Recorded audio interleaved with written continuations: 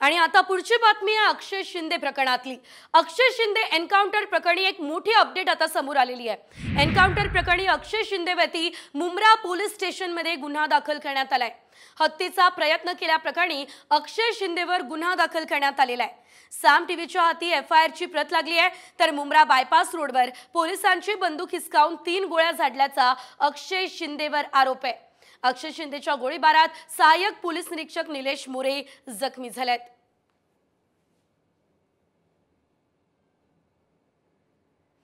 अक्षय शिंदेवरती आता गुन्हा दाखल करण्यात आलेला आहे। साम टीव्हीकडे एफआयआरची प्रत सुद्धा आलेली आहे। आपण बघतोय यामध्ये एक पोलीस कर्मचारी जखमी झालेले आहेत आणि त्यांच्यावरती सध्या रुग्णालयात उपचार सुरू आहेत।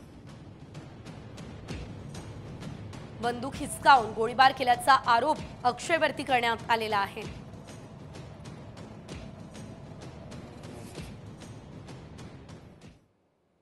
तर मनोज जरांगे यांच्या आंदोलनावरून लक्ष विचलित करण्यासाठी अक्षय शिंदेचा एन्काउंटर केला का, असा सवाल खासदार संजय राऊत यांनी केलाय।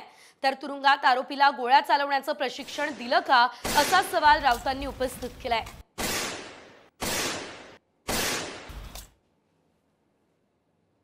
आज महाराष्ट्रामध्ये जरांगे पाटलांनी जे वातावरण निर्माण केलेलं आहे, सरकारच्या खुर्चीला जी खालून आग लावली आहे बुडाला अनेकांनी, त्याच्यावरून लक्ष विचलित करण्यासाठी केलंय का? महाराष्ट्रामध्ये अनेक प्रश्न आहेत, शेतकऱ्यांचे प्रश्न आहेत, कष्टकऱ्यांचे प्रश्न आहेत, लोक संतापलेले आहेत तुमच्या सरकारवर। त्याच्यामुळे हा एक नवीन कथानक तयार करून काही दिवस लोकांना या चर्चेत ठेवायचं, त्यासाठी ही कालची घटना घडवली का? बुरखा असलेला गुन्हेगार पळून कसा जाईल, कमरेचं रिव्हॉल्वर कसं काढेल पोलीस अधिकाऱ्याच्या? एवढे आमचे पोलीस लेचेपेचे असतील तर फडणवीसांनी राजीनामा द्यायला पाहिजे।